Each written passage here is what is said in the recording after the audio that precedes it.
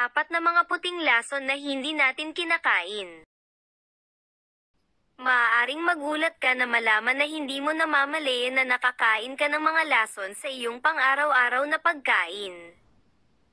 Kalimutan ang pagkuha ng mga sustansya mula sa mga bagay na ito, napupunta ka sa kaguluhan sa iyong kalusugan sa pamamagitan ng pagkonsumo ng mga pagkain na ito.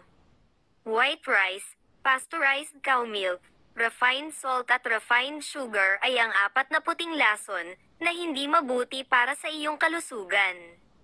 Dahil wala silang tamang dami ng protina, bitamina o mineral para mapanatiling malusog ang iyong katawan. Bukod dito, pinapataas nila ang panganib na magkaroon ng iba pang mga sakit tulad ng hypertension at diabetes.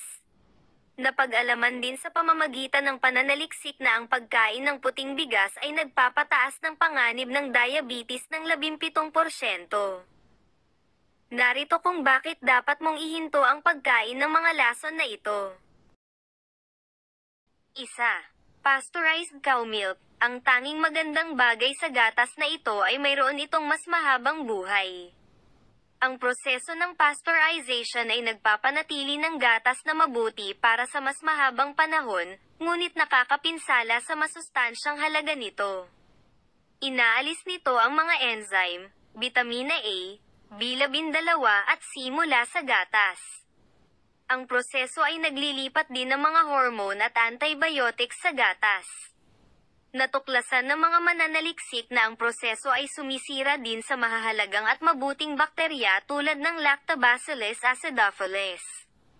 Bukod dito, humigit kumulang 20% ng yodo ang naalis mula sa gatas at sa gayon pagkatapos mong kainin ito, mas malamang na magkaroon ka ng paninigas ng dumi.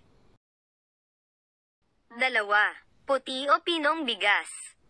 Ang proseso ng pagpino ng bigas ay humahantong sa pag-alis ng panlabas na layer at mikrobyo mula dito.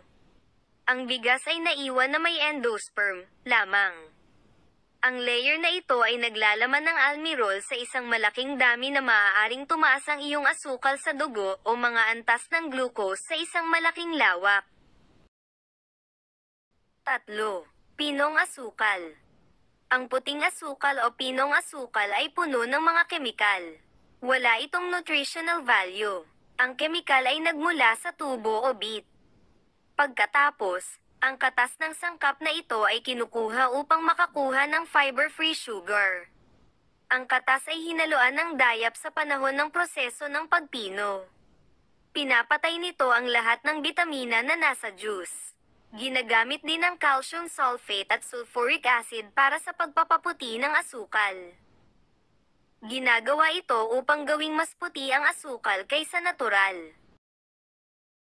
4. Pinong asin. Ang normal na table salt ay naglalaman ng yodo. Ito ay kailangan para sa isang malusog na katawan. Ngunit ang pagpino ng asin ay nag-aalis ng yodo sa asin. Ang mga fluoride ay idinagdag sa panahon ng proseso ng pagpino.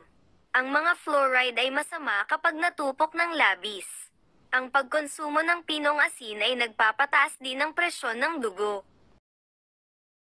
Disclaimer: ang nilalamang ito kasama ang payo ay nagbibigay lamang ng generic na impormasyon.